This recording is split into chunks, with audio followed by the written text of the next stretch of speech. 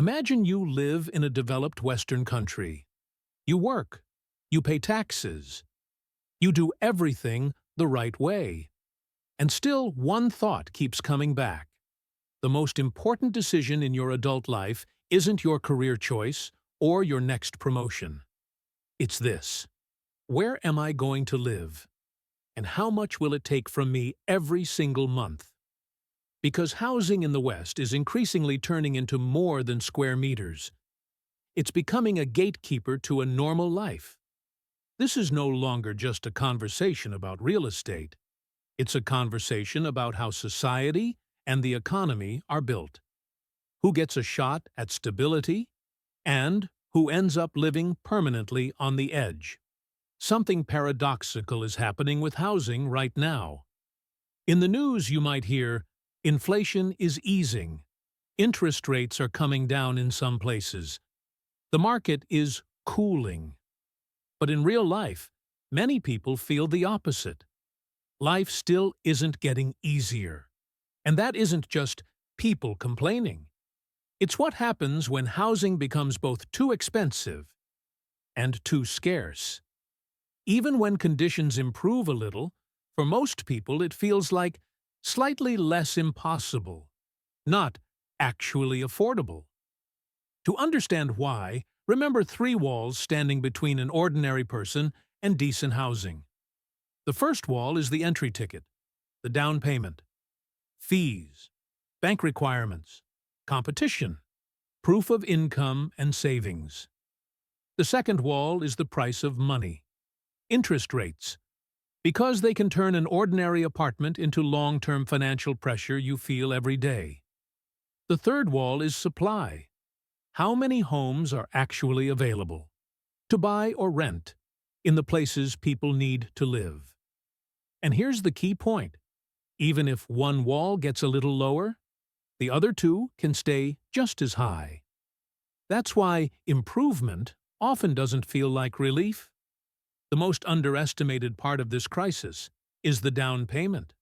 Surprisingly, the monthly payment can sometimes be managed at the cost of your quality of life, saving less, resting less, cutting everything down to the bone.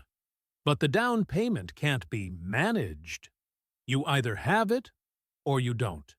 And that's why the housing market is increasingly selecting people not by how hard they work or how capable they are, but by whether they have starting capital.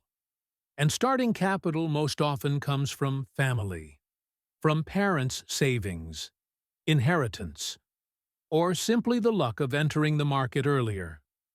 That's how you get the phenomenon people in the UK call the Bank of Mum and Dad. It's not a joke. It's a social symptom. Without family help, many people simply can't get in. In the United Kingdom, you can see this very clearly. According to Nationwide, by the end of 2025, affordability metrics for first-time buyers did improve. The average house price-to-earnings ratio fell to 4.7, the lowest level in more than a decade. The typical mortgage payment for a first-time buyer with a 20% deposit was estimated at around 32% of take-home pay, lower than the recent peak. But the regional gap remained huge. In London, the price-to-earnings ratio was around 7.5, and saving for a deposit there could take roughly 9 years, while in more affordable regions, it might take around 4. So on paper, it got better. But in real life, the entry barrier stayed brutally high. That's exactly the paradox. Improved metrics are not the same as affordable living. Now look at the United States.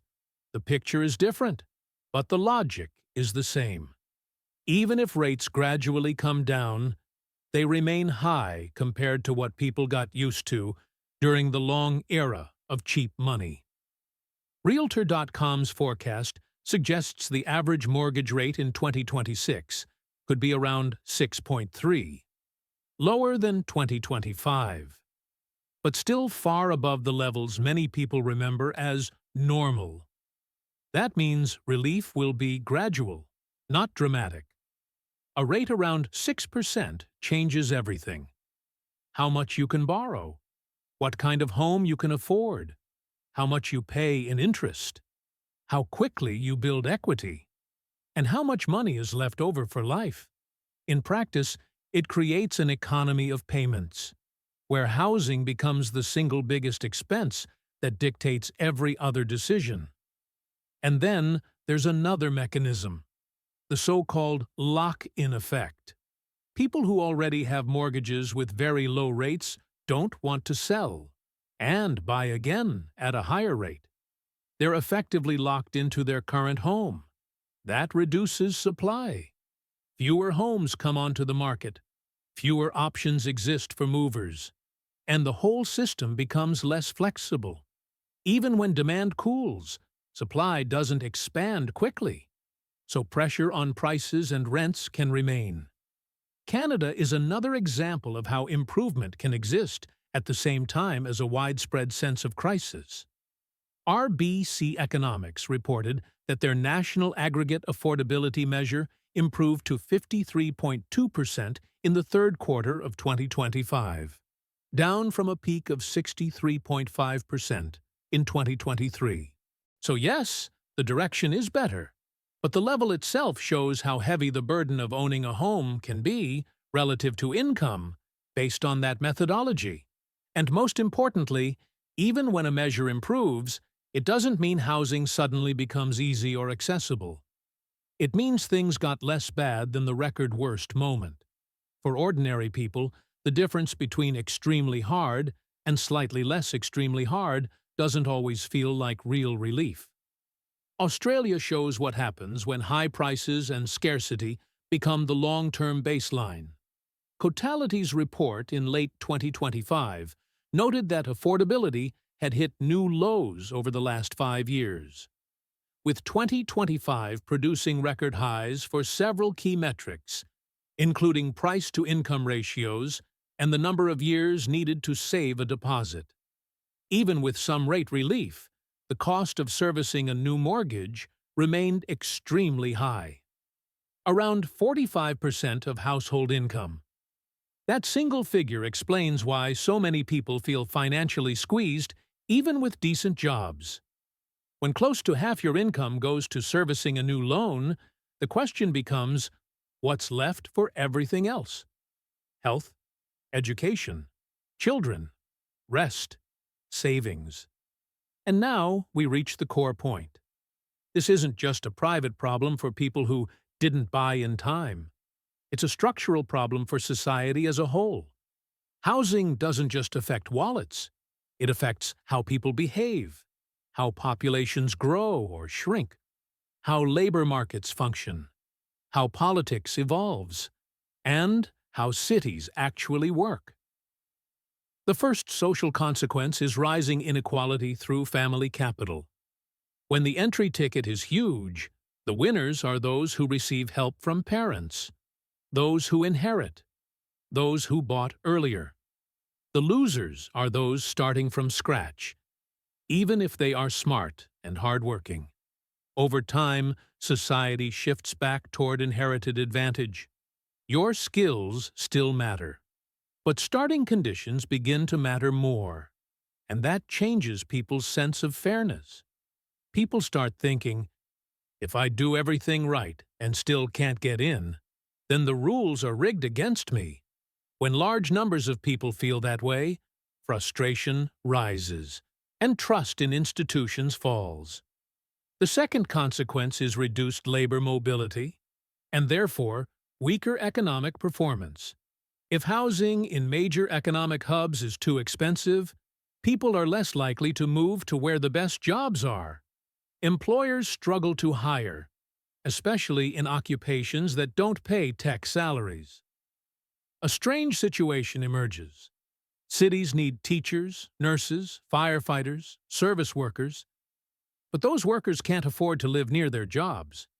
The result is longer commutes, worse services, higher stress, less efficient cities.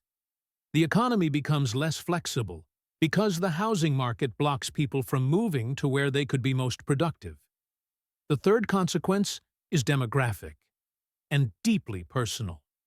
When housing becomes too expensive, people delay relationships, delay marriage, delay children. They delay moving into a normal place. They delay almost everything. This isn't about a generation that fears responsibility.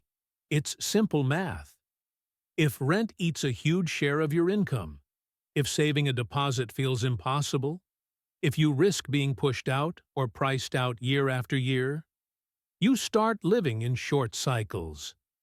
And short cycles don't mix well with having children, or investing in long education, or starting a business, or making 5 to 10-year plans. In that sense, housing becomes a hidden factor shaping the future of entire countries. The fourth consequence is political. Once housing becomes a mass pain point, it becomes political fuel. People demand simple solutions. Ban investors, freeze rents, cut rates, build 1 million homes, stop prices from rising.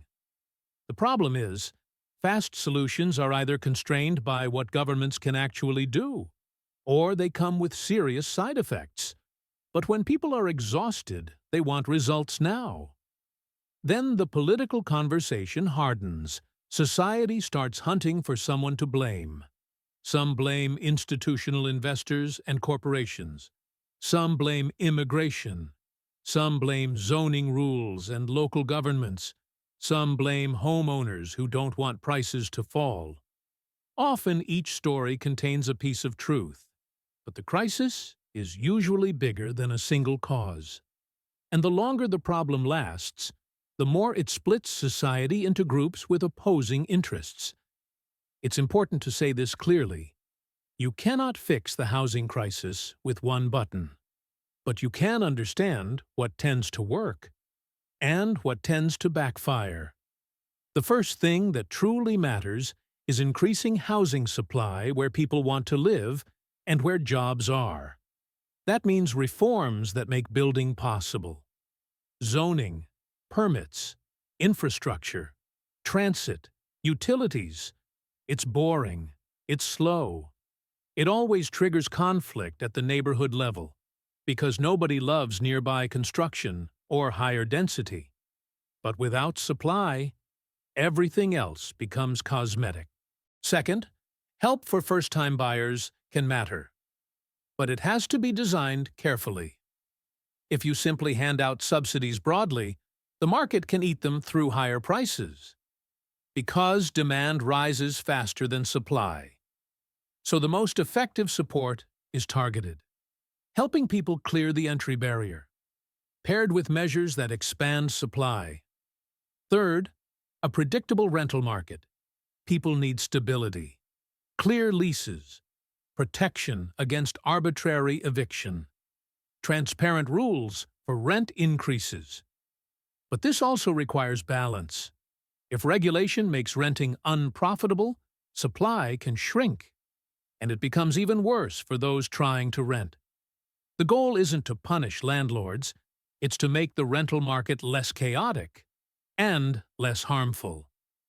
Fourth, transparency, data, and an honest conversation about causes. Housing is personal, so public debate often runs on emotion. But without understanding where the shortage is, who is buying, what is being built, what blocks construction, and which measures actually increase supply, policy turns into guesswork. And when policy is guesswork, trust collapses even faster. And now the central question behind all of this. Is housing primarily a place to live, or is it primarily an investment asset? Because your answer determines what policies you consider legitimate. If housing is a basic need, society will be more willing to support measures that expand supply, limit certain forms of speculative demand, and create more stable rental rules. If housing is an asset, society will defend maximum market freedom and the interests of owners. The reality is that most countries try to live in the middle. Housing is both a home and an asset at the same time. And that middle often creates a situation where nobody is satisfied. Renters feel pushed out. First-time buyers feel locked out. Homeowners fear falling prices. Governments fear unpopular choices. But there's one thing most people can agree on. When housing becomes unaffordable, society becomes harsher. People trust each other less, plan less, get angrier. Economies become less flexible because people move less and fear risk more. Demography becomes more fragile because families delay life decisions. And city life degrades because key workers cannot afford to live near their jobs. If I had to summarize it in one sentence, the housing crisis isn't about houses. It's about who gets the right to a stable adult life. And that's exactly why this topic is so urgent and so painful across the West right now. And at the end, I want to ask you a simple question. Without a perfect answer, what matters more? Protecting housing as an investment, so people can preserve wealth, or protecting housing as the foundation of life, so most people have a real shot at stability.